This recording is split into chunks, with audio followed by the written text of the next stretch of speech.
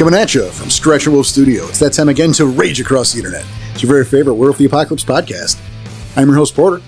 Sitting across from me, the man you don't want to lie to you, Mr. Daniel Tyson. Hey, buddy. And coming at us from the other side of the country, she's in a house. It's our very own M. Hey, hey. And finally, he's not the new girl. I should have swapped those. It's CJ. Hey, y'all. See it there? That was good. I think it works out. That was perfect. And so, of course, welcome to Rage Across the Internet. It's the future first time. It's a show where we talk about all aspects of World of the Apocalypse from both the storyteller and player perspectives. And if it's not, welcome back. Hey, thanks for coming back. You know, you missed us. Yeah, you did. How are we all doing today? Good over here. Doing pretty good. Doing pretty all right, yeah. It's recording day. How can you tell? Because we're recording. And there's microphones. They amplify sound. Well, there are always microphones. That invention exists whether or not. I mean, it's true, but they're on. And we're talking. They're in your phones, too. There's microphones everywhere. And the walls. Fuck. Big And brothers. the birds. And the birds. Especially in the birds. There's no birds. No Well, they're birds. just government drones. No, there's so no of course. How else are they going to record everything? There's no birds. Birds aren't real. And that's what we're about here, everybody. Neither are your dogs. Yeah, that's about some bullshit. Also drones. So before we get started, and even before This Week in Bullshit, so if you're the kind of person who normally skips that, you probably shouldn't. It's a lot of fun. But hang on, because we're not doing that yet. We actually have a bit of an announcement. Whoop, whoop! Announcement. Yeah, this is exciting. We have officially reinstated our store. Yes. That's right. You can head over to rageacrosstheinternet.com .com. .com. .com. to get your official Rage Across the Internet merchandise. All sorts of not so much cheap shit. We don't like the carriage. We don't want cheap shit. No, we don't want the cheap shit, but It's all sorts of shit with their logo on it. yes, stuff with the logo. There's some nice stuff on there, though. We try to get good stuff. Yeah. You know, price it as fairly as we can. Mm-hmm. Obviously. But yeah, we've officially brought back the store. In fact, by the time you are hearing this, the members of our Discord will have been participating in our soft open for like a week and a half. Yep. If you're not part of the Discord, you should have been. I mean, you know, they got a leg up for Yeah. being part of the Discord. Right. Being part of our community, they got a little bit of a head start. They got dibs on the first stuff. I'd say that everything should be, most of the stuff of that first weekend sale should be in by now. Yeah. So once you guys get it in, take some pictures, show them off. Yeah, I was going to say, you can probably, actually, that should probably already happen. You know, our people in the Discord is maybe share some picture of that merch, hopefully, you know. But make sure you stop on by and do that. And while you're there, if you're not part of the Discord, you can sign up for the Discord, which is, again, the link is in our forums on the same website. And News and announcement section. that's right. We put them right. We could just open the thing. We won't open the thing. No, I mean, we put it there in the forums because we want you to see what other kind of cool stuff is in those forums. And it's the one extra step to potentially remove a lot of trolls who would be joining. Which, That too. let's be fair, I don't know if that works or not, but I know we very rarely have issues. So, Also true. like, I'm not going to say it's like saying, I'm not saying listening to RAI prevents dinosaur attacks, but I have yet to know of someone who listens to RAI that was attacked by a dinosaur. So do you want to risk it? Speaking of, actually, I'm supposed to bring this up. Oh. We do have a promotion going on between now and Halloween. Ah, yes. I mean, you laugh. This is a real thing. Yes. Amongst the plethora of products we have at the store.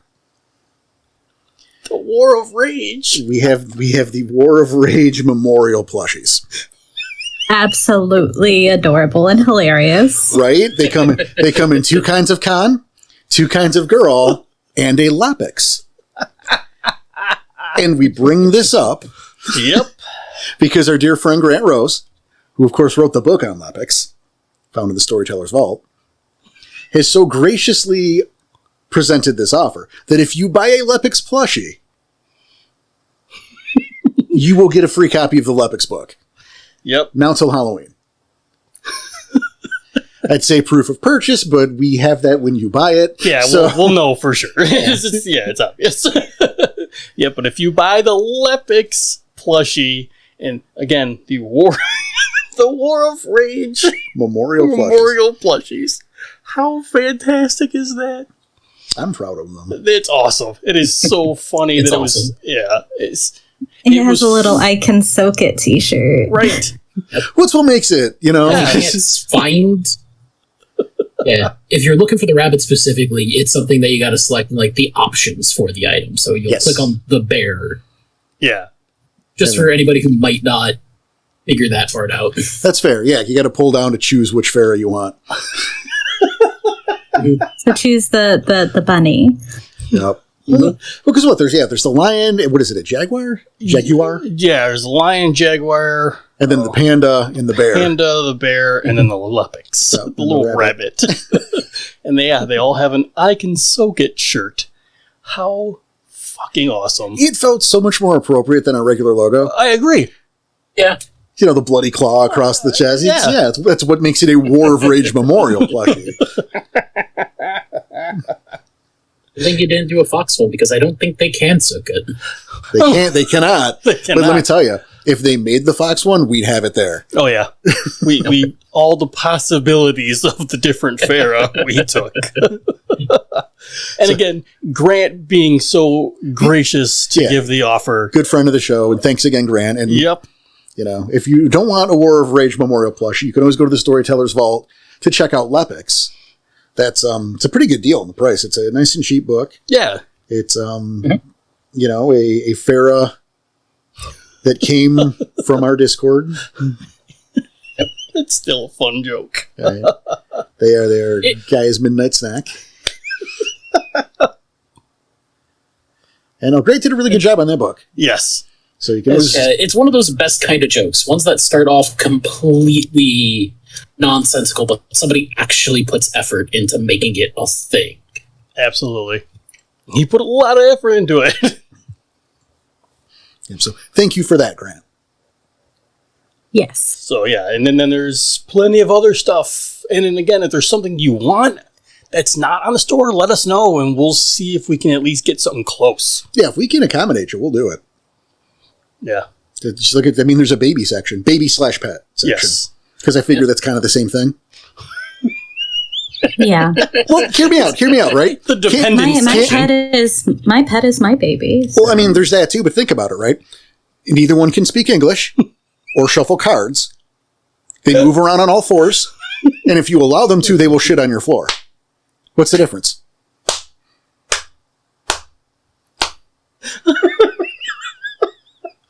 Babies and puppies are very similar. It's a dependent situation. I get it. It's just four off the top of my head, 4 ways. They both drool. There's 5. we can go for a while on that one. That's what people use it for like Instagram clout. Boom. Wow. 6. We don't have to keep going. This is why we have a baby/pet section. Yep. You know, you get the pet neckerchiefs. Yeah. You can put that on a baby. I mean, if you really want to, yeah. Yeah, same thing. Like a bib. Maybe use it like a diaper. Or like a ricochet hat. Ricochet? What? Like a do-rag? We do have the baby beanies. Yes. I don't think that'll work on a dog, though. Because of Probably the not. ears. Because of the ears. That's what a pair of scissors for. Yeah, but You're not cutting off a dog's ears, you creep. No, you're cutting holes in the beanie. Hats. you didn't specify. You don't need to specify. No, with this crowd, you kind of do. There's some other cool shit in there. We got the mug back. Oh, I love the mug. It allegedly gives you superpowers. Just saying. Drinking coffee out of that. Does prevent dinosaur attacks. Yes. So the past few times I've gotten sick and I've used it for fucking tea to help with the throat. I can't. deny that it's helped. Exactly. Are you better now? Yeah. Science. No, I think we've been enough about that. But yeah, so the store's open. Go have a look. Enjoy the stuff, and but we hope you do. Yes, and again, super happy it's back, and yeah. And thank you to all of you guys. You know, we're recording this the first weekend, so all of you that got right up on that over the weekend, you guys are amazing. Thank you so much. We really appreciate it. We were very hesitant to do it. People wanted it. People wanted it. It happened. And it happened, and we're happy to do so, and it was definitely overwhelming. Just the first few days, how many orders we already got. It's like, oh, that's awesome. Feels good knowing that people wanted the stuff back. But we'll cover that for now. Yeah, that's good enough. It's enough. Yeah, we've I think maybe too much a little, but it's kind of a big deal. It is a big deal. You know what time it is now? It is now time for This Week in Bullshit. The segment where we bullshit for another 10 to 20 minutes. You know, 20 to 30. Fucking was your... We'll see. It depends on what we're talking about. Did you have something today? Oh, I think we all should. I don't know. I did see something just this morning. Okay. That I wanted to not be mad about, because I've kind of hulked out the last few weeks. But so I was just going to be like, oh, here's just some really good things. But then I found something this morning. Oh, no. I was just informed. Porter, do you need a Xanax? You know, we'll talk after.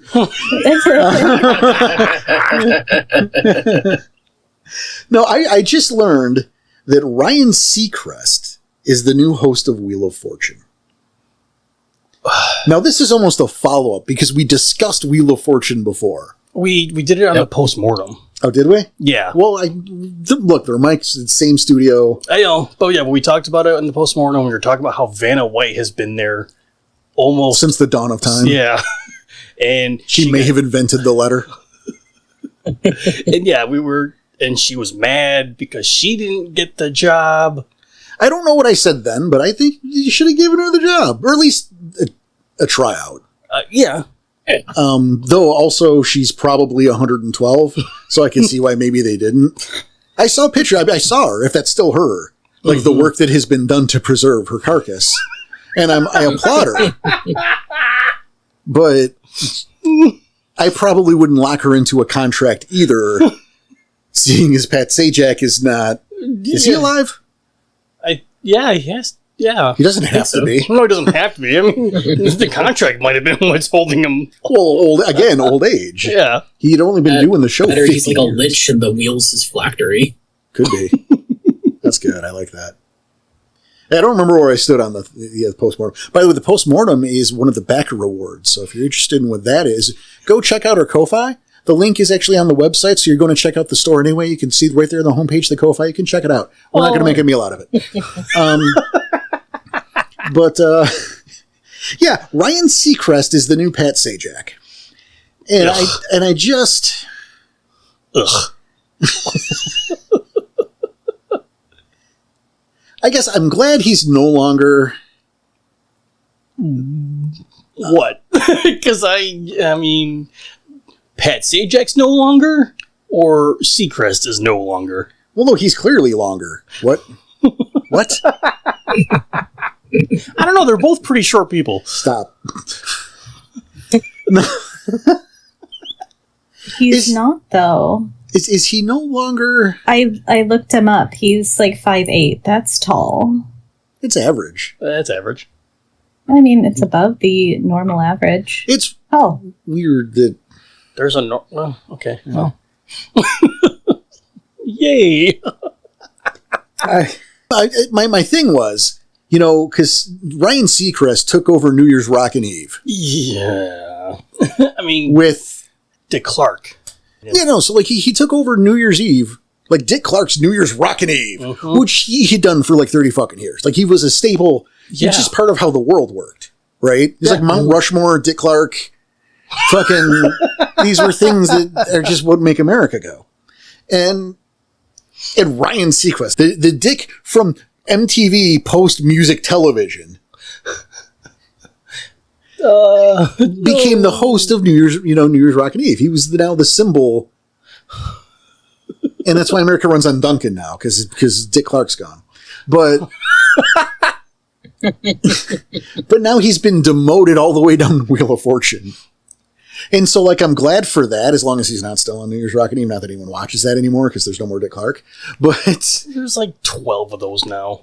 But they're all hosted by somebody else each time. But like, there used to be just like the one guy who was good enough. Yep. Like, it was like the One Ring. Yep. The One Ring. It was like he's the one host, and we're just going to shut the fuck up and let him do it. I mean, it was Dick Clark. So and then Casey Kasem was the radio version. Yes. There were radio stations that would shut the fuck up on Sundays for like 3 hours and just syndicate Casey Kasem in. Like, it was just, this is better. Whatever we have, it's this time. It's Casey Kasem's time. We're gonna shut up. But so, like, I feel good that, like, hopefully he's not doing it anymore. Like, I'm okay that he's been demoted to Wheel of Fortune. Because who the fuck watches Wheel of Fortune? But there are people who do. Like, I'm not anti Wheel of Fortune here. Because, like, I'm a little sad for Wheel of Fortune. Because just give it to Vanna. And then, like, get, like, a himbo to walk around and, like, fucking touch the letters. Like Biff Tarkington. That's the way to word that. You could Touch just the have, letters. like a monkey trainer. Right. You could have the monkey go do it. But People would love that. No. People have checked out Vanna strutting down the little aisle away, strutting to the fucking board back and forth, spinning letters. For years. Yeah, for like 40 years. Mm-hmm. So, yeah, make it a himbo. Biff Tarkington. Come on, let's do it. I'm just saying, have like the monkey trainer. Peck. Only you want to see monkeys like that. Stop it. No, have the monkey go turn the letters. I I don't like understand. monkeys. They're You don't. Well, They're like they're people so- think they're cute, and they would their love it. their bite strength is so incredibly strong. It's terrifying. It's strength plus 3. It's crazy. No, And the monkey lupus form. You're missing the point, Danny. Yes, monkey lupus. No, it's the It's roller called monk coaster. piss. Oh, The point, again, we don't want monkeys. Mm-hmm. We want the himbo. gotcha. You know, the barrel-chested dude. Maybe even he can have like a monkey swimsuit on for you. Okay, No, for that can be. He can have a tail. banana hammock. That can be. Yeah, there you go. It's banana hammock with a tail. There's the compromise. You happy? Oh God, no. For like 30, 40 years, guys have been watching Vanna. Let them watch Biff. Gruff Peckwell, whatever his name is. Gruff Peckwell. That might be the guy. Which is it? Biff Tarkington or Gruff Peckwell? I don't know who those people are. No one knows. I just made them up. Which one would you rather it be? Oh, they're not real. They will be soon. Yeah, they're real in our hearts. Seal the deal. What Which were one the gets names again? Biff Tarkington Biff. Okay. or Gruff Peckwell? Gruff Peckwell. Gruff Peckwell it is. Yeah. In a banana. He sounds like he sounds more like a himbo than Gruff Tarkington. Tarkington. Gruff Tarkington Biff Tarkington. sounds like Biff he has Tarkington. Biff Tarkington sounds like he has a cowboy hat on. So banana hammock, tail, and a cowboy hat. He didn't get the job though, so No. You just gave it to Gruff. The banana hammock is what Danny with the tail on it is what Danny. It was his contribution. Yikes. Because I'm not letting him have a monkey do it. Yeah. I don't want them biting the audience. This is possibly my favorite This Week in Bullshit so far. God. The sad thing is it's going to get tamer from here. This is off the rails, and I love it. Oh my God. Well, Tries following that up. I know, like, sorry, guys. It's like for follow up. I mean, I just got is it's Halloween season. It is Halloween. RAI, we start celebrating September 1st. And I was never that big of a Halloween guy. We're trying to fix it. And you have. Because I believe in my neighborhood, we are the first house to start decorating for Halloween. I have 2 giant skeletons in my front yard now. Like, from like the waist up, these skeletons. It looks like they're coming out of the ground. Oh, like decorations? Yes. Oh. Yes, decorations. I guess I stopped you too early. Before the show, before we started recording, Danny goes, well, I got these 2 skeletons in my yard. And he goes, stop, save it for this week in bullshit. I probably should have let him go a little farther. Yeah, these were 2 of the bodies that I had from last year that I just saved. And I just let, decompose. I'm guessing you were storing these in your basement? So disappointed. No, I just bought them. He was doing some spring cleaning, getting them out of the basement. I know what you were trying to do. I was also trying to avoid it. Well, those are mostly children, though. So what, did you just, tape those together to make a giant skeleton?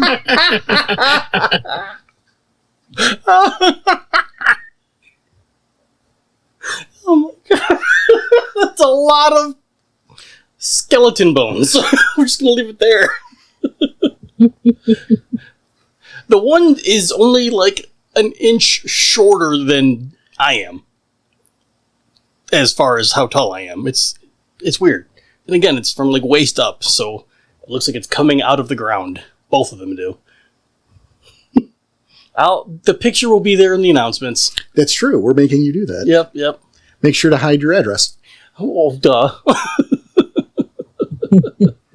Well, actually, I don't know what you if you 1, 2, 3. I was gonna say if you don't, I will just Photoshop your true address of 123 Help Street on there. So I kind of hope the numbers are visible now, so I can do that. I don't think they are. Okay, but if they are, leave them because I'll fix it. Okay. Like I really will. Photoshop a mailbox in. Yeah, in which case I'll have the proper 123 Help Street. Yeah, my neighborhood doesn't have mailboxes. We have the giant freaking apartment complex ones. It's all one big box. So I hate it. This is my brand new house. Why do I have a apartment style mailbox? Right, that's a house. Yes. That is not an apartment. It's so irritating. But I have a house, so I guess fine. I don't know if it is fine. Not my choice, but yeah. You know what you do is just put up a mailbox and then open your mailbox slot and put a Wolverine in there. A real one. Yes, like a live Wolverine. Do not open. No, don't. They'll learn. I don't know if it's going to survive that long in there. Wolverines are tough. Don't worry about that. And also, it's not my problem. Yeah, right. Actually, Yes. Would you put your hand in a box with a dead Wolverine? It's dead? Yeah. Even if it was alive, you wouldn't do it, and then when it's dead, you still wouldn't do it. That's what I'm saying. I think he's going to be. I said I would if it's dead. If it's alive, I wouldn't. But if it was dead, I would. I don't believe you. Why don't you believe me? Well, I kind of don't believe you. You know what to send in the mail next. That's true. I don't think you're allowed to send those kinds of things in the mail. How do you know what's in there? You don't know. Unless you open the package, which is against the law. It's against the law to open a package mailed to me? No, it's not your package. Especially if you're the one sending it. Everyone stop talking about your packages. Oh boy, here we go. Oh, I love this. The whole point is, I'm the first house in my neighborhood to start decorating for Halloween. And that is outstanding. Yep, and people are mad until all the kids started walking around because school just started. And we get a whole bunch of kids go, oh, look at the skeletons. And my wife's like, oh, I love it already. And I'm just like, oh, great, kids. I'm into it. And you'll be into it, too. Because, once you figure out how to, build a trap door in front of it. Wow. I can build more. Right? Year. Danny going, oh, darn kids. I don't believe you. My God. We're cutting my segment off. We're done. We're going. Someone go next before this gets any worse. That's fair. I mean, at least when you put out the free candy bowl, it's not going to be as suspicious. Oh my God! I said go next. Oh, that's great. Oh, no. We have another episode after this too. So yeah. I got stuff. Great. What do you got, Em? I know Porter wanted me to talk about my bachelorette party weekend. I am not getting married, but a friend of mine is. And so we went to Colorado for her bachelorette party, and man, are girly activities not for me. It's the most depressed I've ever heard you sound. Yeah. By the way, you're not kidding. Does that mean it's a no? What? Is what a no. That is a callback And M's the only to one a who's joke got it. you participated in. You realize I don't have... The ring yet. We know. Yeah. We're still waiting for the picture. The envelope of ants.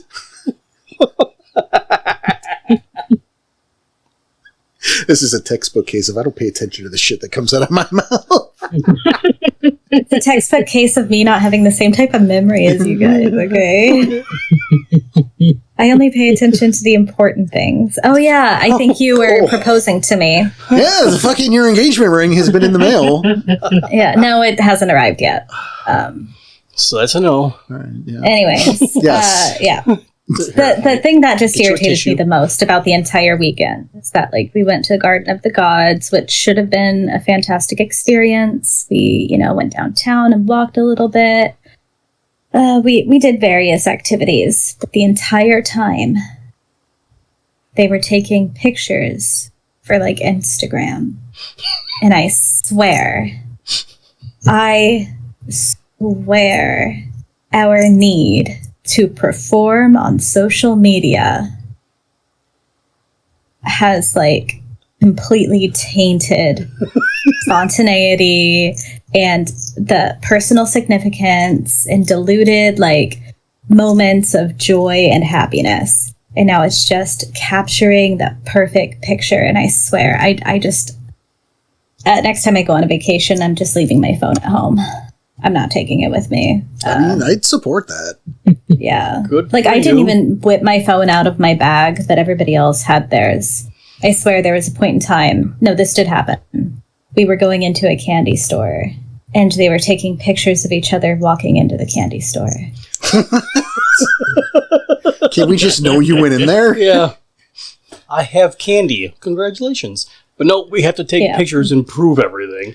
I know somebody. Maybe they're just trying to, like, let other people know of their locations and Stanny's inside, but... Oh, wow. Oh, you kind of beat me to it. I was going to say, I know of one person who gives out candy who demands no pictures are taken anywhere near him. I forget his name, Yeah, though. I'm going home. I forget his name. It's definitely no one you've heard of. I just feel like taking photos and sharing your experiences online, if that's your priority, then that's not fun. I feel like having fun and enjoying the company of others should be the priority. I am curious, did you measure your woos per hour during the trip? There was actually no woos. I was going to drink. I brought a flask, and I was going to take a drink for every woo, and I didn't get any drinks. It's because you picked the wrong phrase.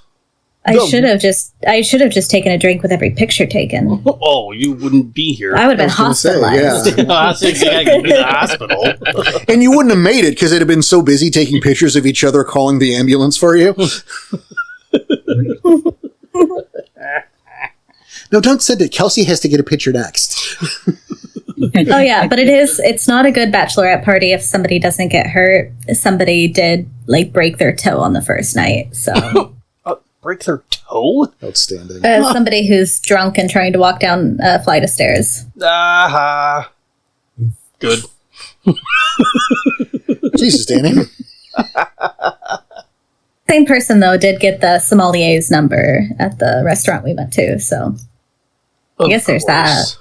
I suppose. Hey, Yeah. good on her, I guess. Right? Did you get your bachelorette party commemorative fanny pack? I don't want to talk about it. You realize you have to put a picture of that up now. No, because it has my name on it, and I'm not gonna do that. I'll Photoshop it out. 123 Hope Street.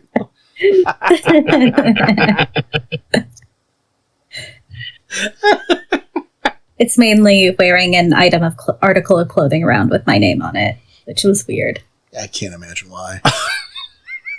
Why? It's just one letter. I'm gonna make a shirt.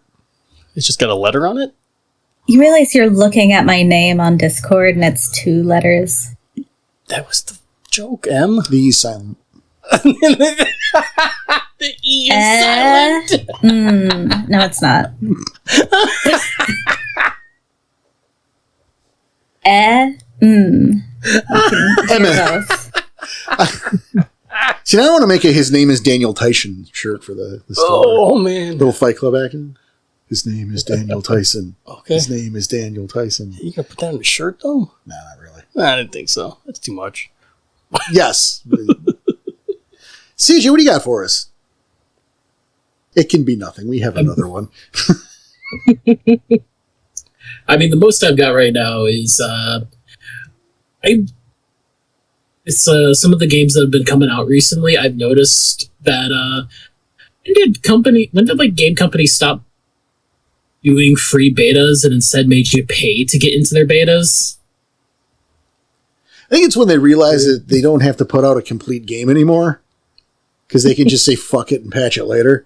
Yep. Yeah, it's been there for a while. The main thing that I can point to right now is you have the Space Marine game, which comes out tomorrow for us, but people have been playing it for the past week. Because you could buy the $140 version to get a week early access to it. Oh my god, fuck off. The games are $60. Yep. And then with all the some of them are 70 now, but yeah. Jesus. And I was talking to Wrath about it the other day, and apparently if you're in Canada, it's like $160 for the base version if you want that early access, none of the actual like collectible stuff. It just goes higher. And I've seen a few people call it the streamer tax at this point. I'm like, why not just wait? Yeah. That's insane. Lord. Or, if you're going to, like, if a company's going to do a beta test, like a week early, like, beta test or something like this, why not just let people get into this? Raffle off spots or something. Don't have to pay. But people will. Basically, a second copy of the game. Yeah. Well, it's funny because this was brought up the other day in the Discord, and it freaks me out, right? Because there's a lot of people like, I'm not doing the pre-order thing anymore. I'm done with that racket, and it's sad that it is a racket because I remember there was a time when a pre-order was kind of necessary, at least in my neck of the woods. I played back then. There aren't as many now, but like I had a lot of niche games, a lot of niche RPGs and shit like that, and so. Like, you'd have to go to GameStop and you'd have to put down a pre-order. Because they'd get 3 copies in. Yep. And, like, that would be it forever. So you get a pre-order or you don't get the game. Damn. You couldn't go online and buy a copy. You couldn't get a digital copy. Those things weren't real yet. Right. So it was a time when that was just a way of life. And so now it's just a complete racket. It's really fucked up. Because, like, they're not selling out of something you can buy a digital copy of. I hate to tell you. And if you want another example of why it's a racket, remember they still open pre-orders for Vampire the Masquerade Bloodlines before they got rid of the original developers. Whoa! There you go. Wow! I know somebody who still has their pre-order and hasn't redeemed the refund. I kind of wouldn't at that point, just to say, just out of spite. I do think it's nice that they can patch and update already finished games, but I do think before releasing a game to be paid for, it does need to be finished. I don't mind that they can like add things for free. That's perfectly fine for an already complete game, but... No, I agree with you there. The problem is they don't do that anymore. Yeah. Because they know they can do a day one patch, or they can, we'll get it later. Yeah. So they don't fix the game. They don't do it. Like before, you'd buy a game, there'd be a glitch because they fucked up, and what can you do? It's out in the world now. Now it's they don't care because they'll just get it later. Yeah. Yeah, it's... And they say it's completed, but it's clearly not. Here's a complete game, but no, they just... If it's not complete, we're going to get it later. We know we can. we will. We'll just worry about making sure everyone's got what they paid for first. But that's not the case, because what they paid for is a complete game. You're not giving them a complete game. Well, with so many digital these days, you don't own it anymore either. They can just decide. Mm-hmm. Damn, that sucks too. Yeah. You know what doesn't suck, though? Tell me. Well, Werewolf the Apocalypse. You're in this right. show. The show does not suck. We hope you feel that way. That'll do it for this week in bullshit. Mm-hmm. Now it's time for the show. Now it's time for the Junk Drawer Diaries. We're calling it Chapter 8. Are we? That's what CJ called it. And I'm not going to do the legwork to count. Okay. So it is 8. Okay. I don't want to do the legwork either. We'll just... You know what? You can call it ATE. Yes, it did. Right? There we go. Now it's accurate no matter what. You're right. It's not the number 8. We're fine. So the junk drawer, where we have in our own Discord, its own channel, and all of you submit all the different questions you have that we can't take one single one and make an entire show, so we add them all together. Some fun, some serious, some... Somewhere in the middle. Somewhere in the middle, yes. So, first off, we have from Hush.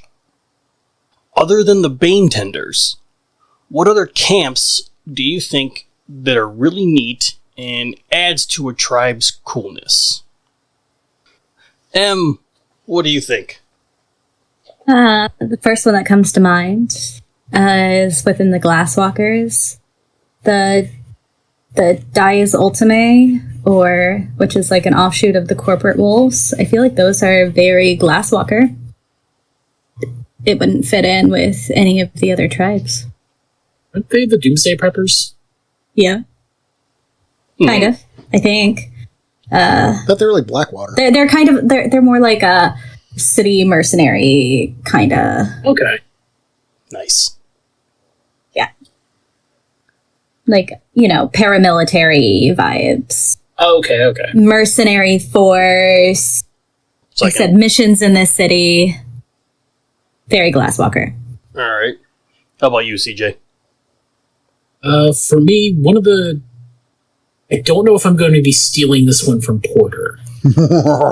I'm judging I'm by... pretty sure I could guess one or two that I could probably steal from Porter, but my gut reaction is the Bringers of Light for the Shadow Lords, because the idea of a guard going undercover as a servant of the worm to ultimately, take it down from the inside or get intel for the rest of the nation is just a such neat take that I would love to play around with a little bit more, and adds that flavor to the Guard Nation of, once again, the Shadow Lords are the ones willing to get their hands dirty to get the job done.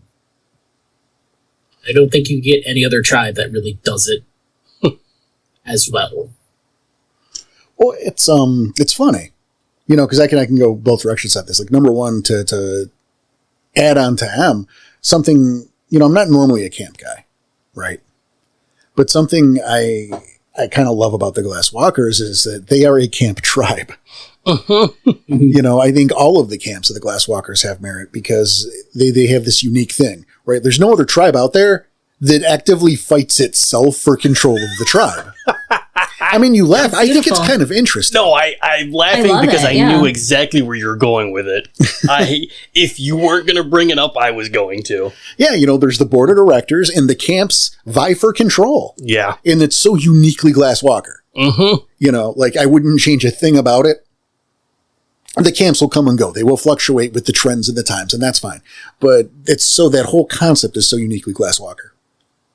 Looking over to the Shadow Lords, I agree with CJ, but I'm going to one-up, or I'm going to add to it, and I'm going to talk about the Judges of Doom. Yep. I knew. That was the one I was going to guess, so I purposely went with something other than them. But at the same time, the funny thing about the Shadow Lords is they have really good camps. Like, they kind of stole them. There are a lot of useless camps out there. You know, a lot of boring ones. A lot of, as we talked about, is a little bit confirmed by our conversation with Mark Renhagen. Camps that were designed to kind of be lesser versions of other tribes that you don't need. You just, if they're up to me, you just get rid of them. You don't need the Valkyria Freya. Just play a Black Fury, because the Valkyria Freya were created to be a discount Black Fury. Just do the real thing. It's fine. Yeah, well, that's the one I was going to bring up.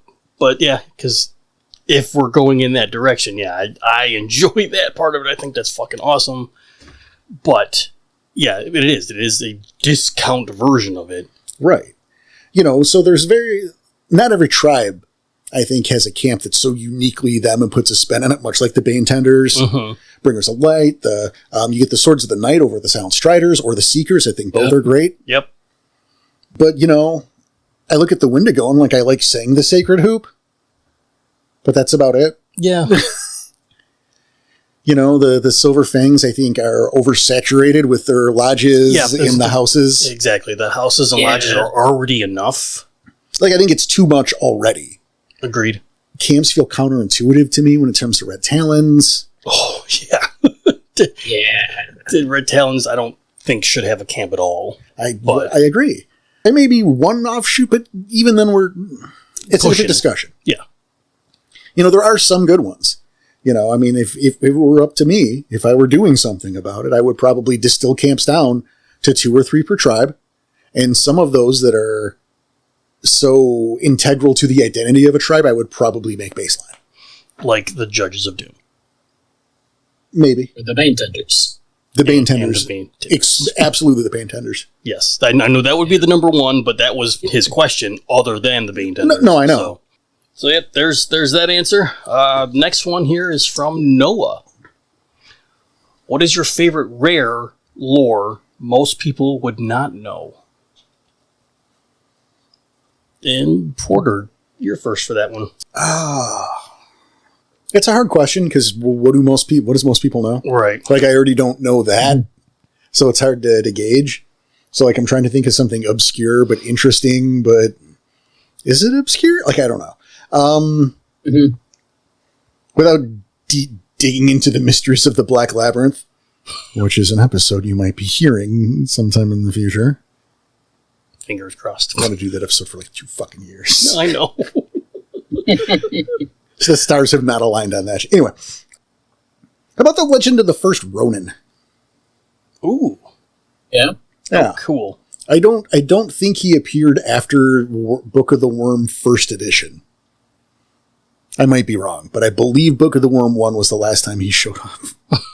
You know, that unkillable spirit that can and will materialize, that is allegedly the first Ronin, perhaps the first Metis. And he can't die. Maybe he'll fuck off. Maybe he'll just kill your whole group. Nah. He's a boogeyman. I guess that. I don't... How about you, Em? I don't know if I know any rare lore. Right, like it's hard to gauge, right? Yeah. So what do most people know and not know? So I guess what's like, you know, we can kind of change it a little bit and go, what's like some of the most obscure one you could think of? I don't even know what would be considered obscure or not. Yeah, no, it's not an easy question. Let's go with like your favorite or something you really like. Well, there you go. I've got a favorite. Sure. Could we know? And that would be, like just in general, the tribe story of the Uktina. Just the whole foundation story? of the tribe or the totem? The tribe and how they like found their totem, with the heartbeat and the number of stripes that the giant snake had, and how it was like eating the people. Well, give us the gist of that real quick, because I think a lot of people are scratching their heads right now, going, "What?" Oh man, including here. Danny's confused. A little bit. Is Danny confused? A little bit. Oh man, I'm sorry you're so confused. Oh, we're doing this again. Oh man, okay. Okay, so I can't remember it like exactly. Well, just give us the gist. Okay, if I have anything wrong, it's not my fault. I'm being put on the spot. We've been recording for an hour. Well, I didn't know this question was coming. Y'all got the list of questions. I didn't. I haven't looked through them yet. I'm just reading them as we go. Also, they're in the Discord. You do too. No, they're not. They're deleted. Oh, they are not. Okay, fine.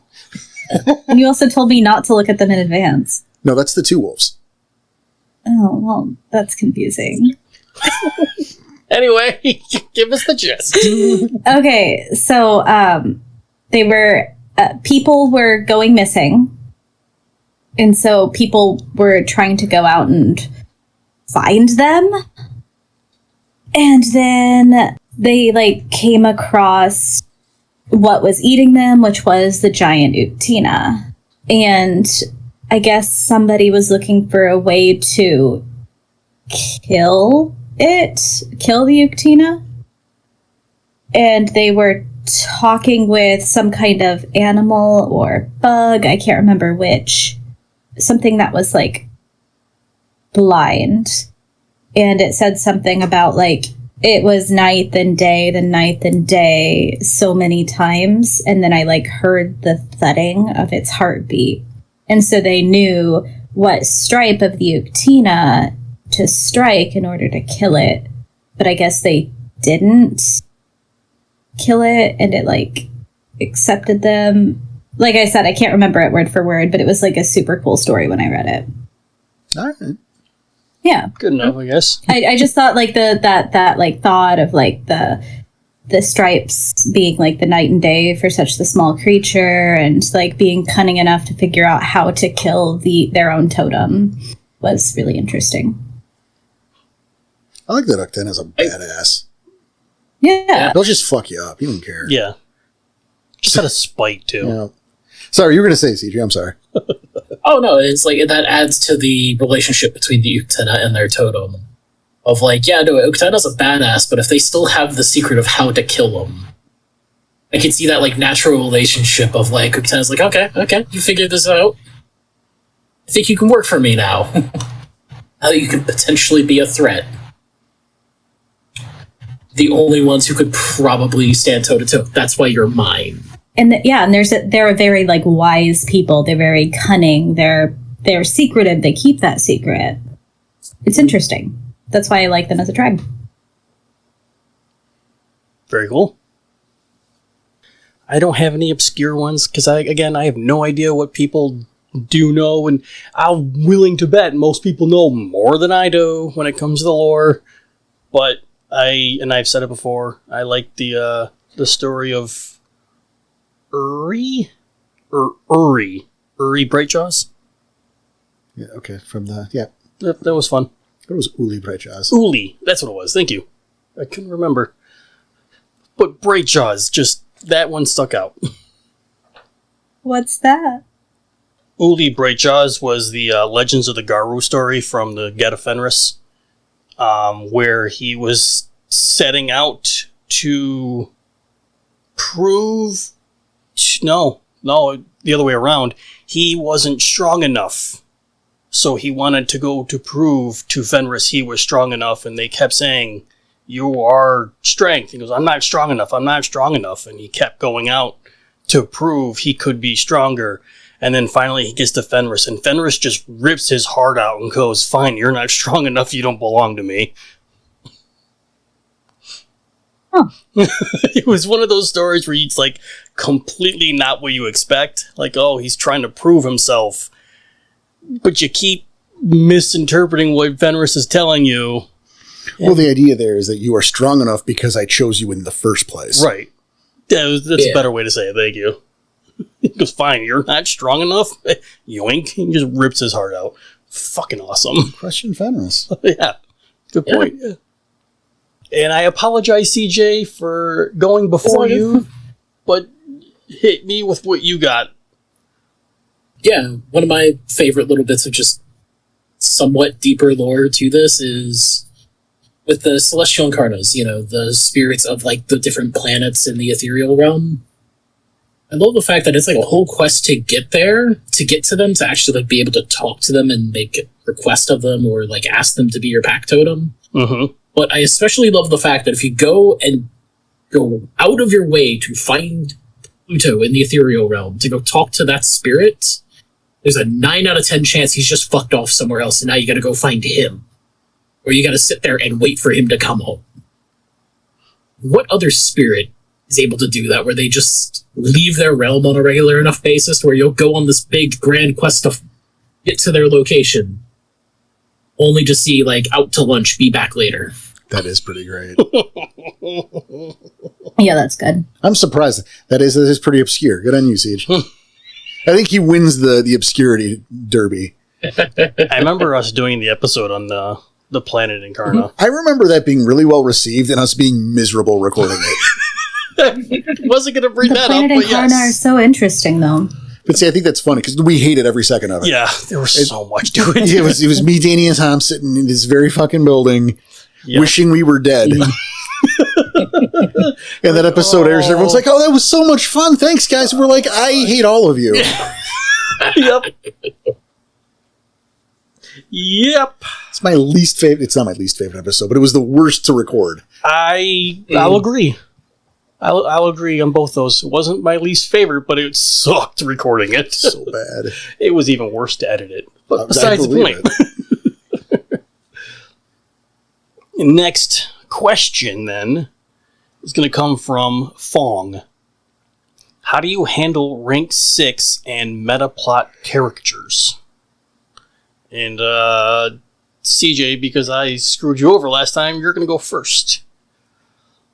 I mean, I have an easy answer and then a real answer. Give them both.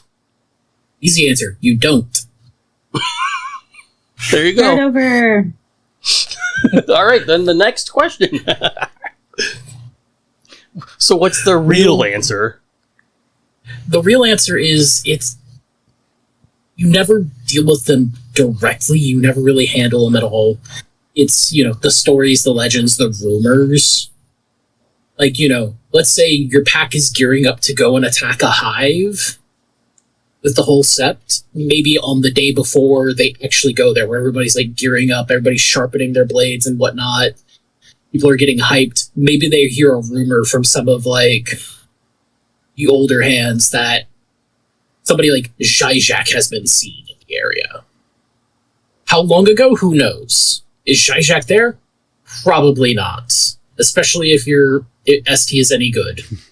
But it's that little of, she's been here at some point that people have identified her. That's a big fucking name. This place must be important. Or if your players know the meta, they might, suddenly realize, oh, we might have been thinking this was just going to be a simple hive crawl, we'll be in and out, done and dusted. Maybe this is one of those points where you psych out the players just a little bit to help them get more into the mindset of, these young cubs are about to go do a hive crawl. Yes, they've done this as players 50 times. This is these characters' first time. Maybe it's a way to psych them out to get them more into the actual character headspace. Huh. Fair. How about you, Em? I really enjoy playing rank 1, 2, and sometimes 3. Past rank 3, though, I feel like making a story for that becomes less fun for somebody like me. I enjoy being like the underdog. Like in a game that I play and in games that I run. I'll agree on that. I don't So see any of I my... kind of like CJ's first answer there for how to deal with it. I just wouldn't. I'd be like, oh, we're rank 6. That's like the end of the chronicle. We're moving on. Next one. I'll agree with that. Yeah, I don't see either of my 2 characters that I've ever been. I don't see them going past rank 3 and being, interesting to listen to or play a part of. Yeah, unless you're doing like a politic-y thing, but I still don't see that being. I don't know. It's just not my brand of werewolf. If it's yours, great, fantastic. Like, do what your heart wants. All right. Porter. Well, first of all, it's about the meta, correct? Yeah, rank 6 it was rank and 6 and meta. Yep. Okay. Well, so first, you shouldn't ever, your group will never be rank 6. Well, it's how do you handle that? Yeah. Well, you handle it by not letting it happen. As far as the meta characters that are out there in the world, you either don't deal with them at all, or you go to the Amazon, you're going to run into Go-Go Fangs first. You treat them like characters. No one should ever become best buddies with Go-Go Fangs first, or Margaret Konitsuko, excuse me. No one's going to fucking have a dance party with Mother Larissa. I mean, that's absurd. Mm-hmm. But, You're probably not going to play poker with old man miniskins. There you go. Actually, that's probably more feasible. But exactly. But you probably wouldn't know. Exactly. But, if you're in a situation where you have to deal with them, you keep them at a distance. And remember that they're just people, too. Mm-hmm. They don't have time for you. They're probably more important than you. But largely, CJ summed it up in the first place, is you want to stay away from it's about your players, their pack. Yes, King Albrecht's out there. That doesn't mean you have to interact with them, and you certainly shouldn't be buddies with them. Uh-oh. It'd be like you're watching an animated series where like you're dealing with a bunch of like up and coming vigilantes who are dealing with muggers and shit on the regular, and then Batman shows up in the middle of one of their escapades to take out an actual big threat. It's no longer about them; it's about Batman. Right. Give them a fun I met Go-Go Fangs first in the Amazon once story that they can tell later, fine. But it's not about Go-Go Fangs first thought we were neat and then bought us a burger. That might be the version you tell and people can call you a fucking liar, but that shouldn't be the story that's told. Or even with King Albrecht and like, I demanded an audience with Albrecht, and be like, who are you? No. And there's also like a reason the hero's journey is such a good story plot and so many like different so much literature. That's what makes like a fun story and a fun game. So already being such a high rank, you kind of miss the entire hero's journey. Yeah. All right. Well, then we can move on to the next question now. Dundee asks, how justified is a second Impersium in the modern day of the World of Darkness? Impersium 2024. If you actually want to answer this, I would say it would depend on whose perspective you're looking at. If you're looking at the Red Talons, it's more so than ever. Humanity's already run so rampant that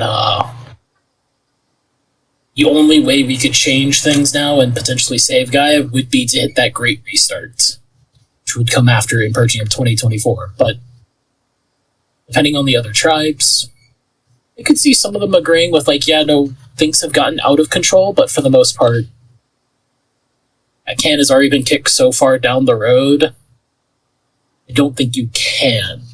And you would be so incredibly outnumbered, it would be a suicide mission. I think there are enough Garu in the right positions that if the nation wanted to, and note specifically the nation, it could deal with humanity pretty quickly, but there would be a lot of consequences with the methods having to be used. They'd have to do it fast. What do you think?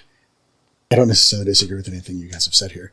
It's, the viability of it becomes an issue. Is it possible to an extent? But again, yeah, you need the coordinated effort of the entirety of the nation and probably some of the Pharaoh. I know a lot of people get there are people, I don't know a lot, but there are people get up in arms with this kind of question. But, and we state this, again, is that humanity is an antagonistic force in the world of darkness. And I know that some people have a hard time with that because we're humans, but we're not in the game. Right. We're talking about in the world of darkness. That's a different thing. Mm-hmm. You look at the damage humanity has done already, and it's not getting better. The population's growing. It might be too late for that. I didn't even think about it that way. Yeah. It would have been a really good idea before. You could argue, should the Impurgium have ended? Again, if you're a human looking at from humanity's perspective, of course not. That's horrible. Mm-hmm. However, we aren't the best at protecting the planet and or, not wiping ourselves out due to gross negligence. I mean, Hiroshima, Nagasaki. How incredibly overpopulated those cities are described as, and how powerful Pentex is described as. I just feel like it's a tall order for how small the nation is described as. Also, don't forget, the World of Darkness is our world, but much worse. So our world's already not that great. Times it by a significant number. And of course, that number does at that point become Storyteller's discretion, but that's the thing, right? Exactly, yes. Might be a little late for that, but... All right. Dundee's next question is, would you consider gun ammunition talons weaverish in themselves? In my headcanon in future game, bullet talons wouldn't be due to having no moving parts. Well, I would argue. I would largely agree, but I think I would argue it depends on what spirit's inside of there. That's what I was going to say. I guess depending on what kind of talon and what kind of spirit you're going to use. Yeah, I'd agree. I would add the caveat of, level of ammunition of it, sort of thing. Because there are certain bits where you have to, get into, complex machining to make it work right, versus just, pouring some lead into a mold. But, I've always run it as, if a Theurge wanted to make some magic bullets, it would be a talon. No, for sure. Mm-hmm. Yeah. All right. Walks with Old Wolf wants to know, how long does it take a baby metis to start crawling and walking? And then, whose job would it be in the Sept to baby-proof that area?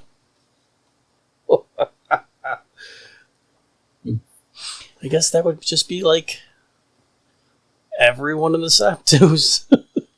What are you? No one or the mother? First of all, the baby can soak it. Who gives a shit? That's what I was going to ask is, what do you mean by baby proofing? Do you mean keeping the baby out of things, or do you mean keeping the baby from destroying things? Because it has claws that deal ag. That one. Yeah, probably that one. And as far as crawling, they're born in Krynos, so instantly. Yeah, I was going to... But, they have their they're first... like little cows. Okay. Sorry, keep going, Porter. Yikes. And they have their first change, and this is the motherfucker, between a year and 16. Yep. That's a long fucking... Right, it's... But so, not 16. You're not going 16 years in Krynos. That's absurd. Yeah. So you go on, obviously, the shorter end of that. So it's what? If they're going to have their first change within a year? Then, well, there you go.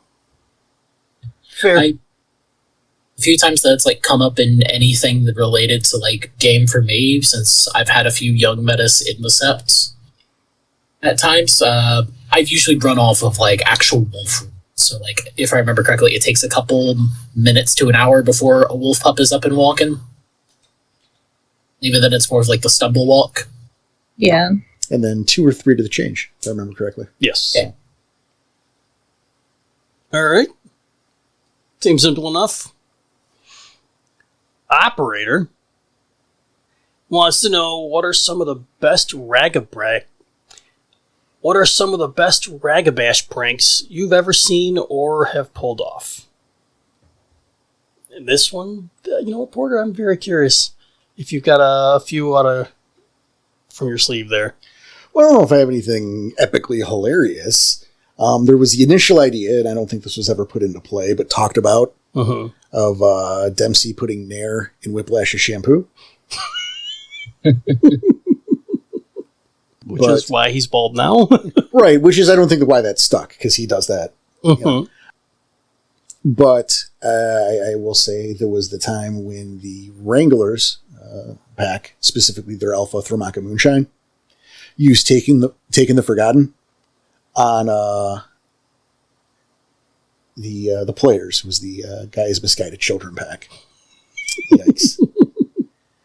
But picked Shrouded Claw's pocket and used his wallet to buy them breakfast. Ah, yes.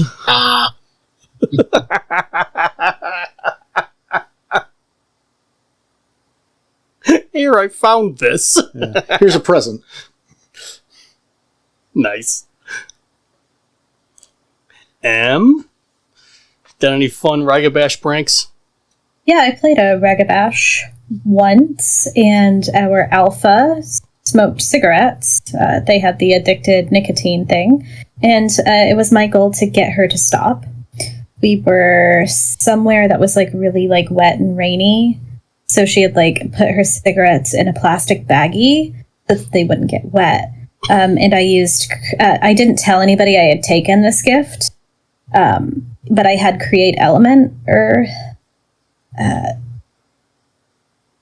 I'm thinking D&D terms for it, but you know what I'm talking about. What gift, right? Create Is element? it create It's element? Create Element, yeah. Oh, wow. Okay, it's create element. Whoa. Crazy. Anyways, I used that, and the storyteller let me do it within the baggie itself and only within the baggie. And I just soaked all the tobacco. And so she was SOL for the entire trip. You lived through that, huh? That character? I never said it was me. Nobody knew out of character, they knew I had the gift. In character, they didn't know. And so, yeah, I lived through it. That's a shitty thing to do. I mean, cigarettes, first of all, make you look cool and die young. Except as a Garu, they don't, because you regen all the damage, so it's nothing. That's really, really mean. Although I thought it was important that she stopped, so. Oh, you were wrong. I'm going to start smoking again just because of that story. Oh my gosh. I do want to add one. Yeah, please. There was the time that a particular bone gnar switched the saliva and mugwort concoction for a rite of passage with guacamole. Yep. I was very proud of writing that in.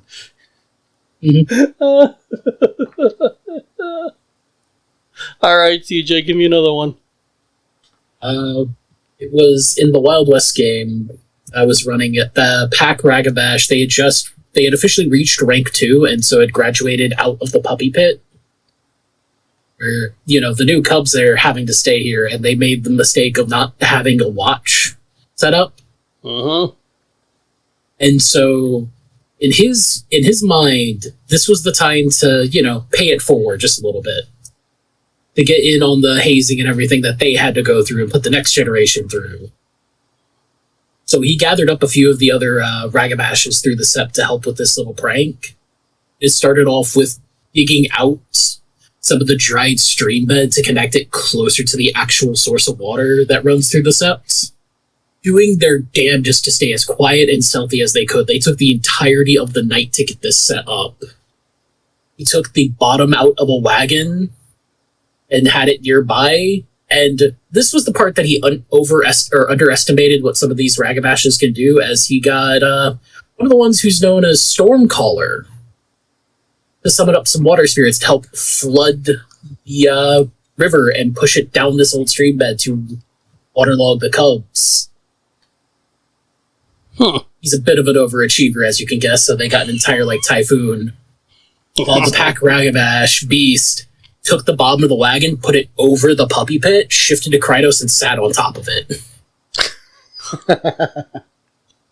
While he was sitting there, did he happen to order us our pizza? Gotta ask him about that. It was a while ago, so it might have been. Yeah. Well, we're still waiting. Danny is holding a grudge on that one. All right, then the next question from Operator. Does the delirium work through video or through pictures? No. Easy.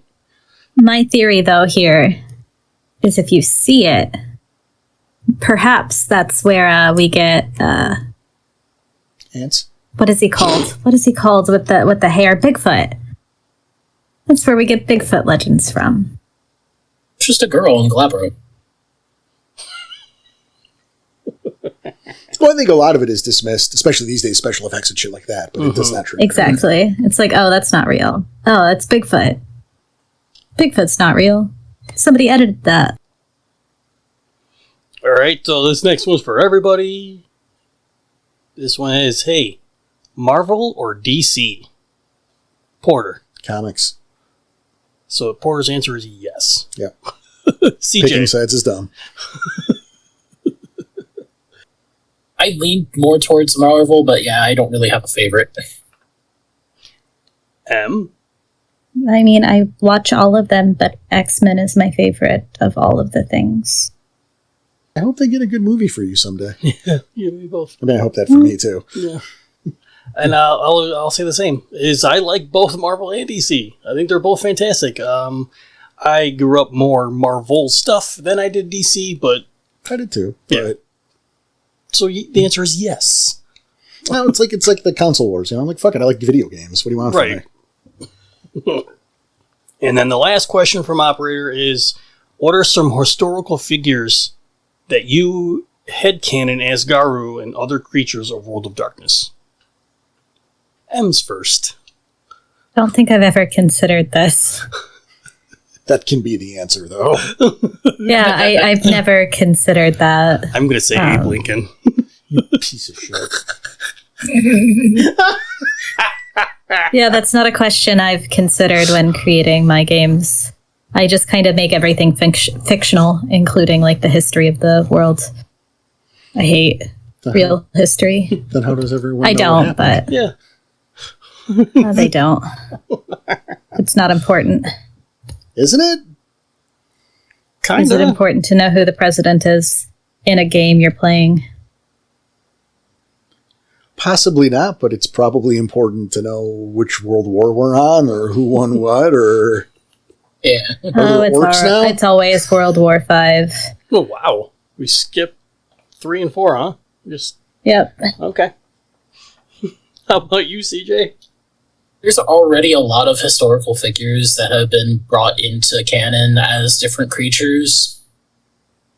So I haven't done any of them really myself, with the exception of Abraham Lincoln, because I was running a Wild West game during the Civil War. So he may or may not have showed up as an NPC. Or no, pre-Civil War. So he showed up as a NPC at one point.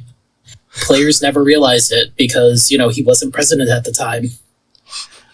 I reject this. That 3 out of 4 of us was going to say Abe Lincoln. I call shenanigans and bullshit. I was just making the reference to the book and then later the movie, Abraham Lincoln Vampire Hunter. And I was just referencing earlier when Danny discovered that Abe Lincoln wasn't 15. No, 16. 16, I'm sorry, that's right. He was not a 16-year-old president. I never said he was a 16-year-old. You said he was 16. He was number 16. You didn't say number. You said he was 16. It was heavily implied. You know what? I don't hear anyone. Yeah, I know. Prove it. I know. It's just long gone by now. Anyway.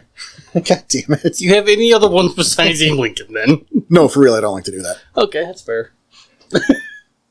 Though I do like the idea of sometimes other people arguing about it to flavor the world. Yes, I can see that. I don't mind hearing theories. I just don't come up with them myself. Yeah, it's just I don't want it to be true.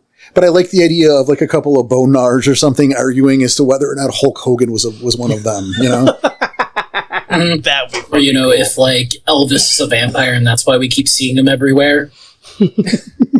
Perfect. Or is like Castro a Garu and that's how he survived all the assassination attempts. Right? Like that's funny world building around a sept kind of thing, but yeah, I don't. All right, that's good enough for us. Then our next set of questions. These are from Ghostpaw. Hey, all right. Are you guys going to do another Wild episode? Statistically, yes. I figured. Just leave it at that. We will, yes, eventually. Probably, yeah. Do you guys have a long list of specialties? No, but it's on my to-do list. Okay. What do you think of Numina? I think, I was just going to answer the question, but I think that's mean. So for those who don't know, what that is that's the catch-all term for supernatural powers and mortals in the world of darkness. I was going to ask, but like I I wasn't going to answer. No, yeah, you should have. But like that's the thing is, I wasn't gonna, and just leave a whole bunch of people hanging. I'm like, no, don't do that. I was like, It's true. The stuff like true fate that what sorcerers do. Right, or it even? I mean, it encompasses kinfolk that can use gifts. It's like hedge magic. It's anything that just a normal dude can pick up. Okay, and time and place. I think it's fine when used sporadically.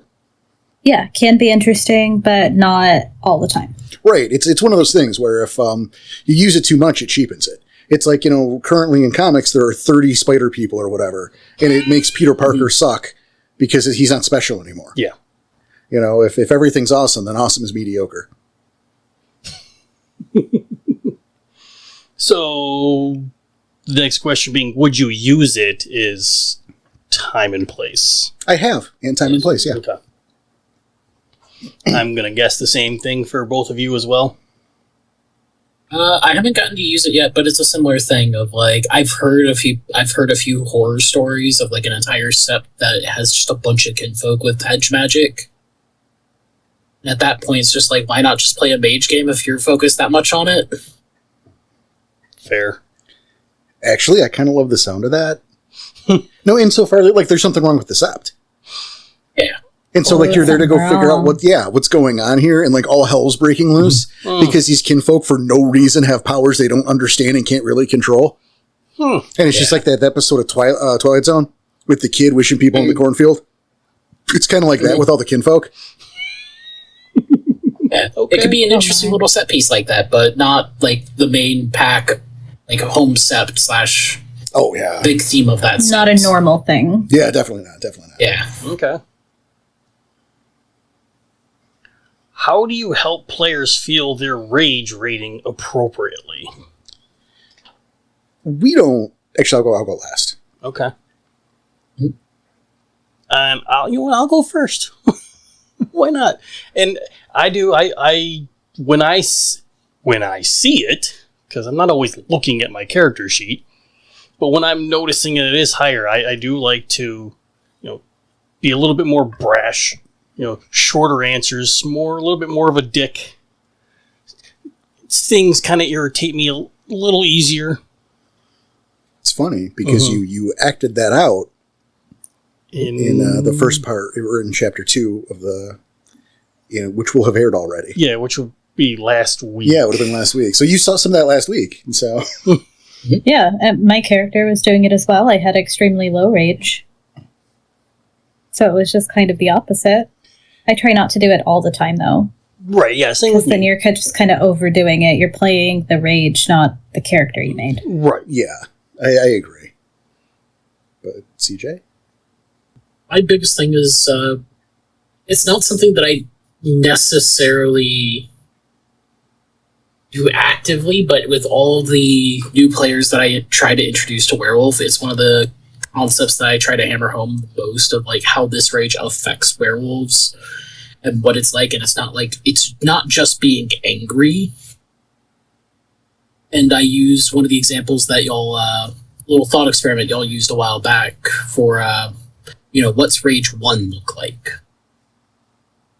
And it's one of those things of like I try giving them that frame of reference and hammering that home in a few times before ever running them through what the auspices are, and then them slowly uncovering, oh, these guys have a lot of rage constantly, 24/7. How might that affect us? And it usually comes out more organically that way. Nice. Yeah. I like that. I don't do this so much anymore because, well, Danny's not a new player, and M and CJ are far away. But I used to keep a little, was it ping pong paddle? And I just kind of slap him in the nuts every now and then. Joke's on you. It still won't be comfortable, Em.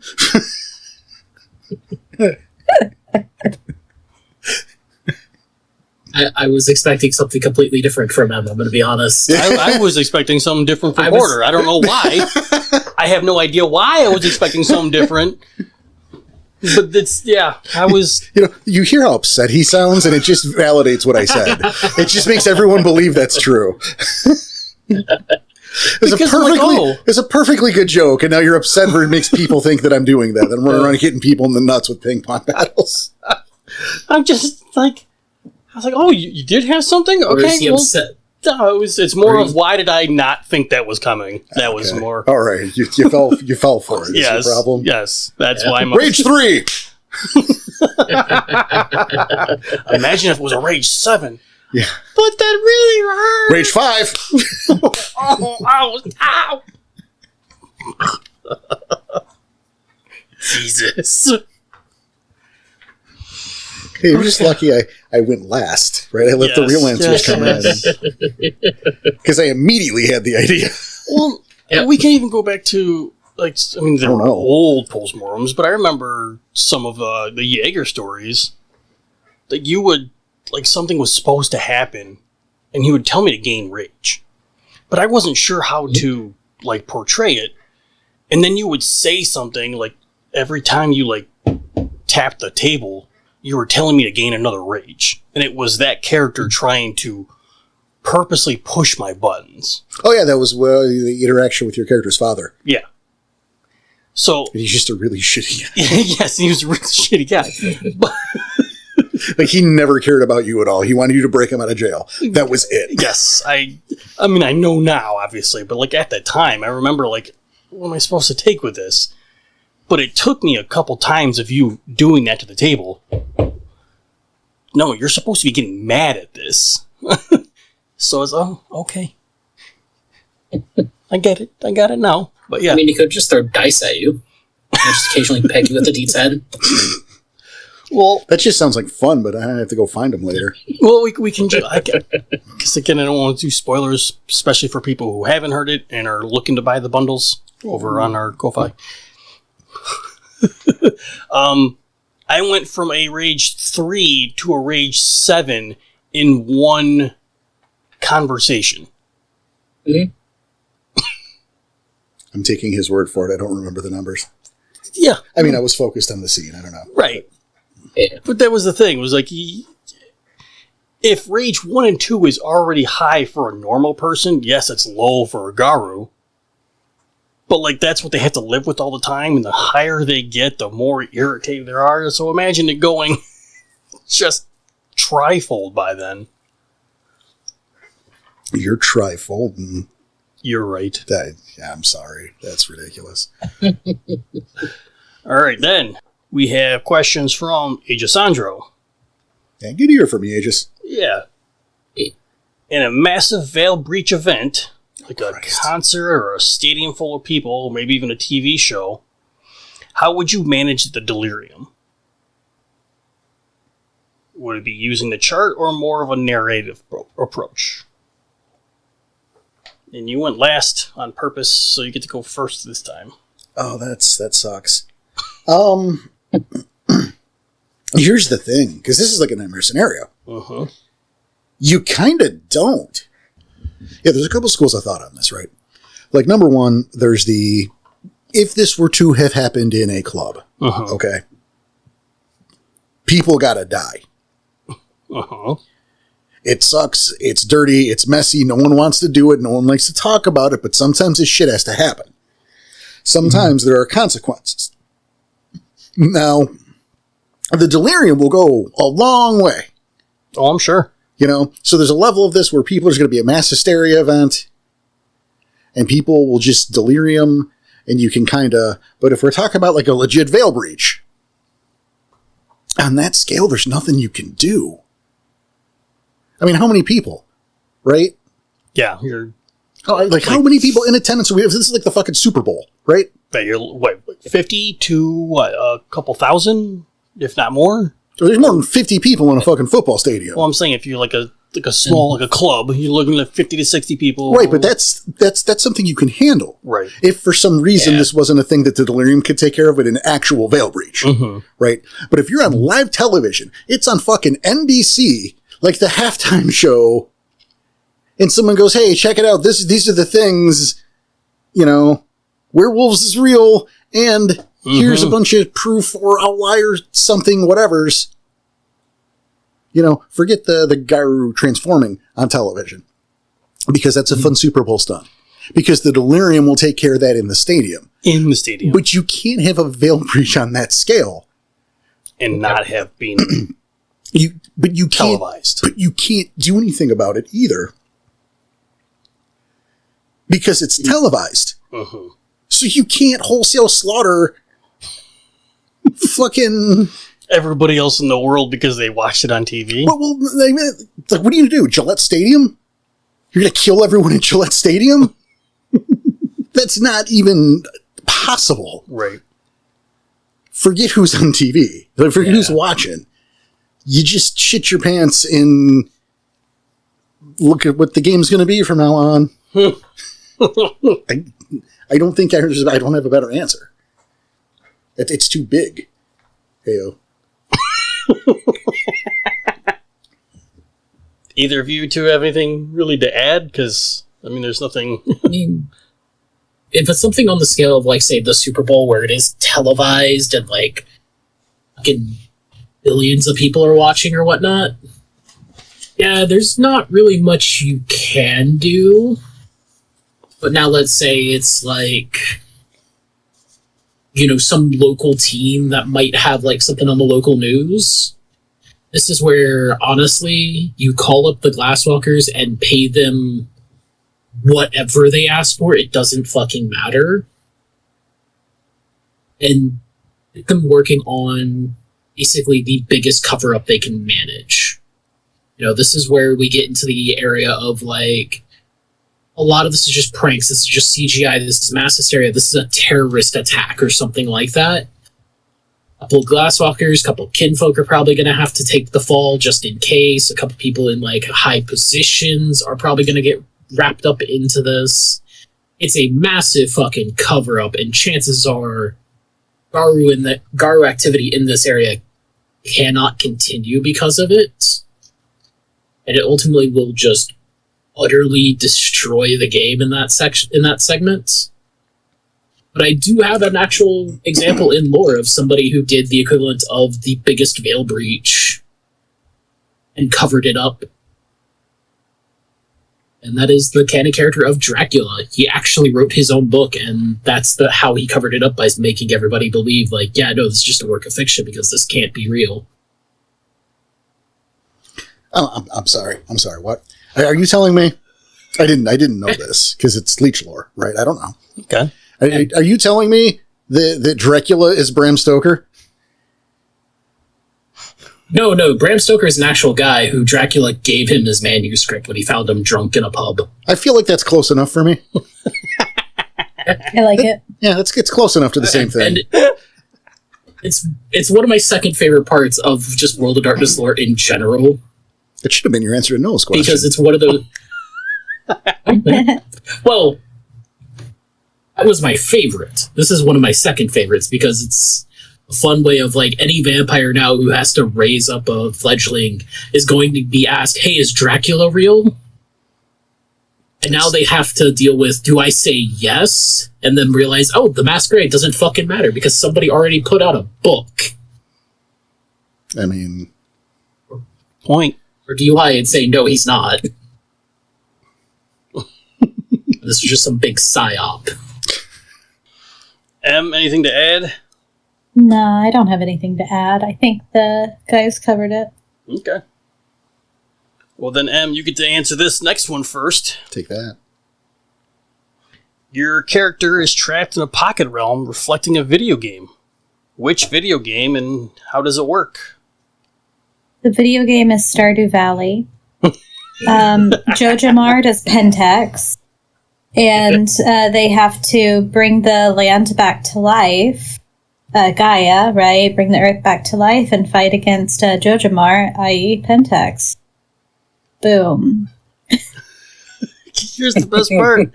You have to form relationships and become friendly with the townspeople so that they trust you. You go into the caves and you fight the monsters. The monsters are, like worm creatures. Yep. Is this the like human version of Wolfram at this point? Yeah, sure. Well, my answer was going to be whatever. Rico is going to be stuck in whatever game that M wanted me to watch her play. So that was the name of it, and I didn't remember. So whatever that game was, that was what Rico's going to be stuck in. Because he has no idea what's going on, so he's just going to look out for Carly. Man, Rico's going to have to learn how to farm. That sucks. He might starve. Go make friends with a hat mouse down south. All right, CJ, how about you?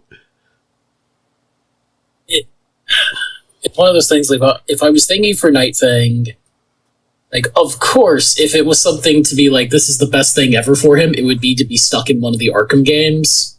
Nice.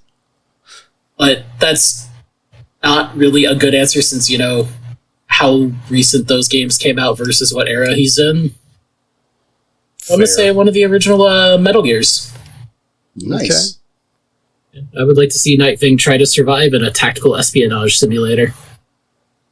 And for Porter, whatever game you choose, also which of your NPCs would you choose? I have two, actually. Okay. I have two. And I'm not sure which one's better.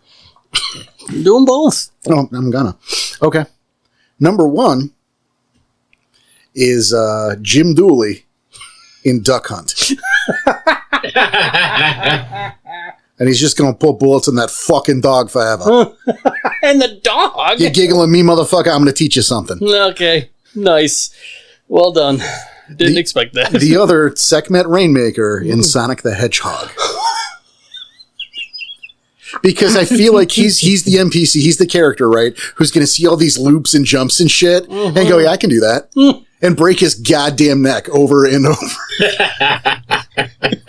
He's just racing Sonic each level, pushing him over. It's like, yeah, no, I can do this corkscrew fucking flippy thing. Yeah, I can make that. He's going to get about 5 feet. Gravity's going to happen. Snap. 3 of his legs are broken. Fucking...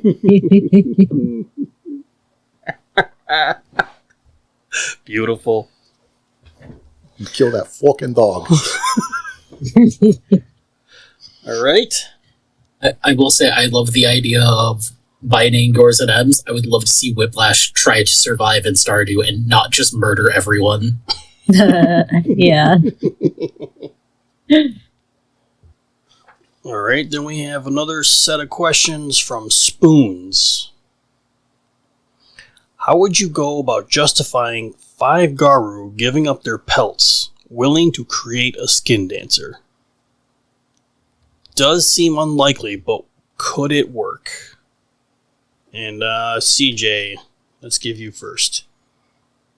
It's one of those things that, like, I could make up a situation where it works, but at the same time, I don't know how well it would work for, like, is this a plot point for a story that you're running through and this is happening, like, in the background?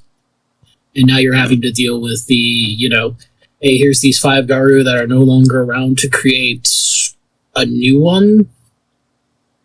And, the, like, why did this happen / trying to figure out what's going on while treating this thing ultimately like an enemy, because chances are it probably is. Because if I remember correctly, unless you crit on the ritual, you are going to be worm tainted, at least a little bit. I was going to say, if I'm remembering correctly, aren't skin dancers listed under, like, the threats to the Garu Nation? Yeah. So I could see this working a lot better as, like, a potential antagonist thing, where you have a pack of spirals that the players have just absolutely decimated and destroyed and maimed, but they managed to just barely survive. And coming together with one of their kinfolk, they, like, force through this ritual to make, a potential, like, big bad for them to go after. But I would have to modify that right a lot to make it work. It's like a black spiral Voltron almost. of like all the antagonists coming together to make a big bad. Black Spiral Ultron. I love it.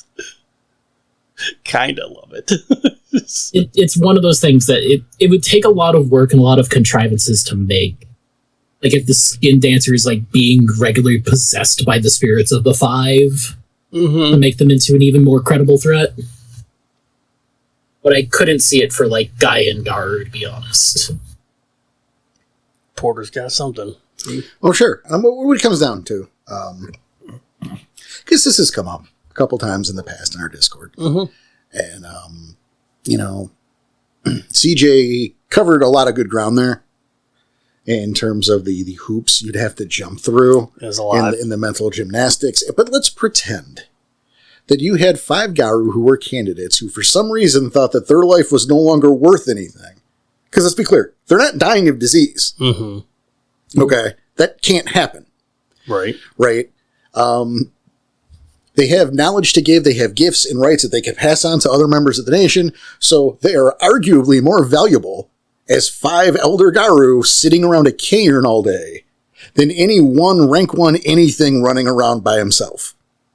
So the power imbalance is ridiculous, it's not useful, it's not helpful. Alright, already. Yeah.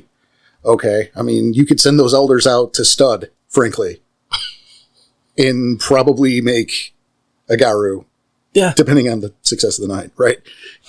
More successfully. But all of that aside, it comes down to the first 3 words describing the rite in the first place. This blasphemous rite. Solid. Yeah, no, you're right. For me, that's the beginning and end. No is the answer. Okay. Yeah, when you read it, the word like willingly gives up their skin, it does that. I can't make that make sense. Right. I like maybe some deranged kinfolk found a dead went after a pack to see if they were all right, found them dead, decides to skin them and then do this blasphemous act. But so I'm sure dead pelts work the same as live pelts with this nonsense. Like, yeah, it comes down to that. I mean, could you come up with some kind of story saying that there's a special kinfolk who needs these pelts and you find 5 spirals who are willing to sacrifice themselves? I doubt it. Well, even with their pelts qualify. And then it's a lot of mental gymnastics. That just doesn't seem worth it. Okay. Then the next one from Spoons. In a few different episodes, you guys have mentioned Garu going off and doing their own thing, independently of the pack.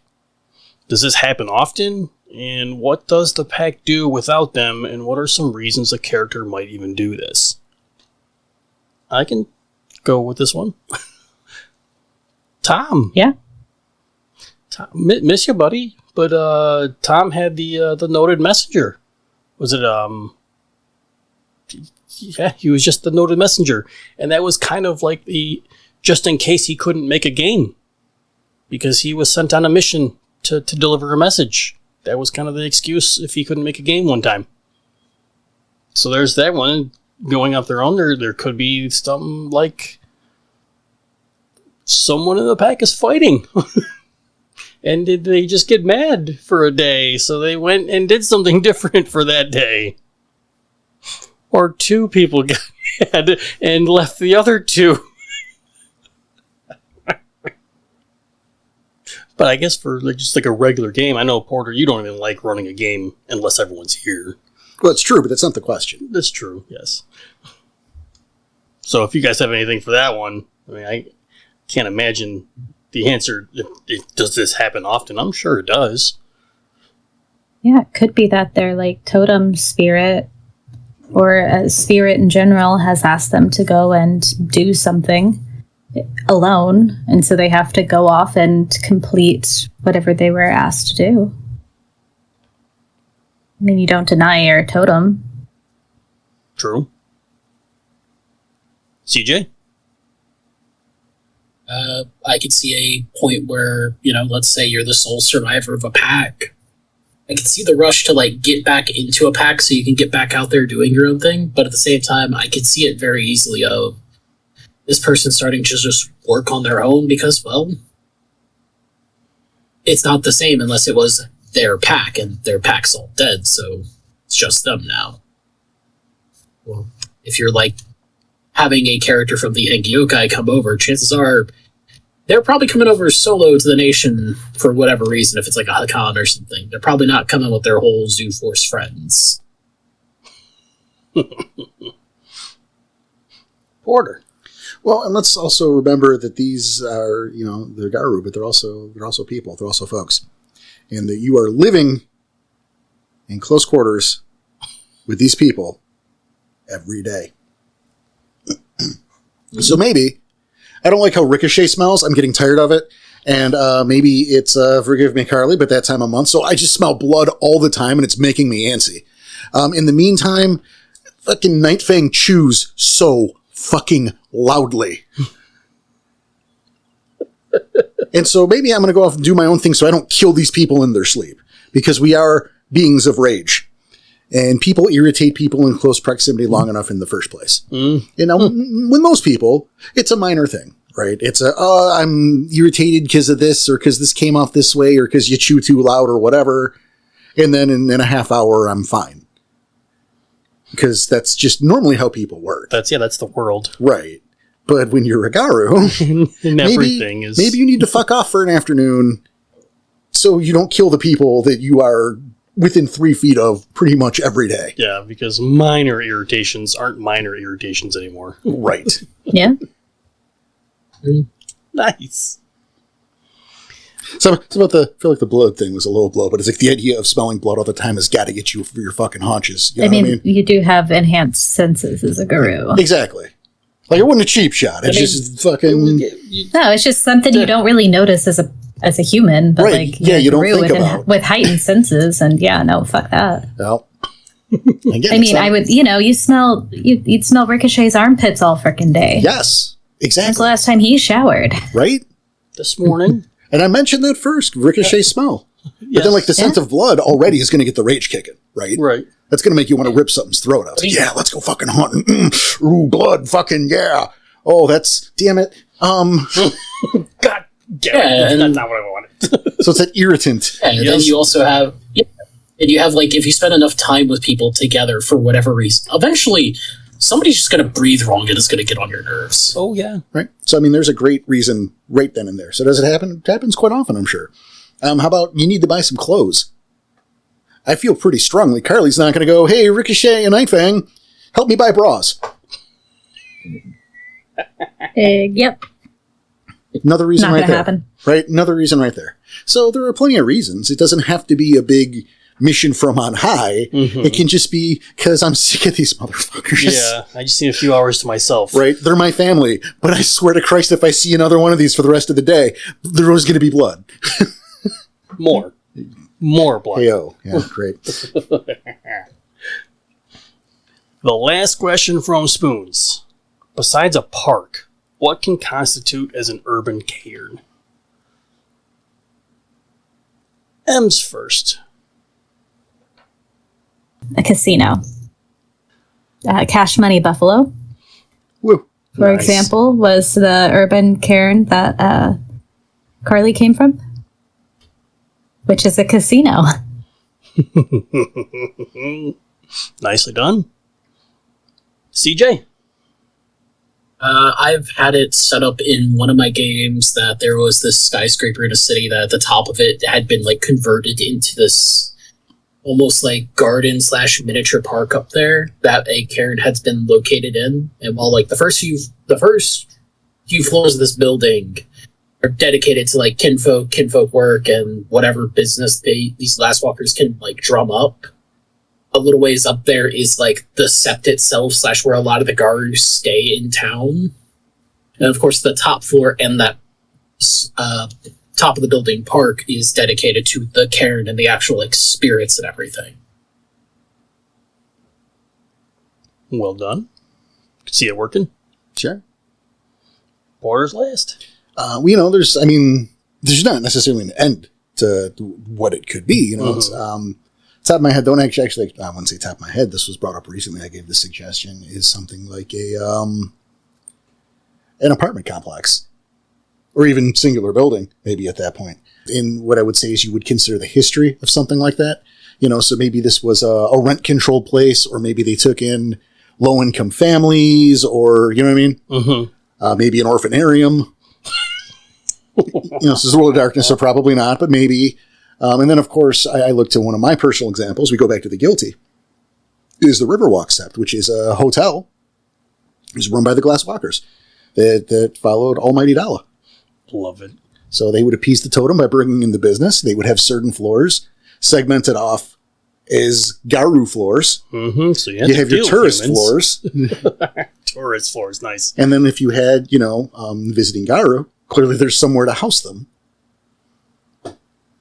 Nice. I've got a second one. Hit it. A particularly large junkyard. There you go. Especially if you got like a spirit like, you know, the Great Trash Heap or anything, anything similar. But like a Bonar Sept in Cairn in a junkyard could be a very easy place to set up as a quote-unquote urban cairn. Absolutely. Yeah. So many fun ideas. Oh, it's almost endless. One of their big games is dodge the rusty metal. You gotta go jump from like rusted out car to rusted out car and not fall and impale yourself on something. Can we rename that the Tetanus Hop? There we go. Oh man, that's awesome. I love it. We have a lot more questions, but again, we're gonna have to save them for next time. All right. Well, I guess it's time. So don't worry. We will get to your questions in a more timely fashion. We're going to try to get those down. However, you know, again, we want to thank you for listening. And, you know, if you like what we do, make sure to maybe swing over by our Ko-Fi and see if you can help us out. And if not, word of mouth, give us those good ratings, tell your friends, tell people. Store's open. Make sure to check that out. But that's enough of that for now. Again, we want to thank you for everything. You guys rock. You kick ass. And on behalf of Mr. Daniel Tyson, CJ, M, and myself, we want to say take care of yourselves, take care of each other, keep your claws sharp, your head and swivel. We'll see ya.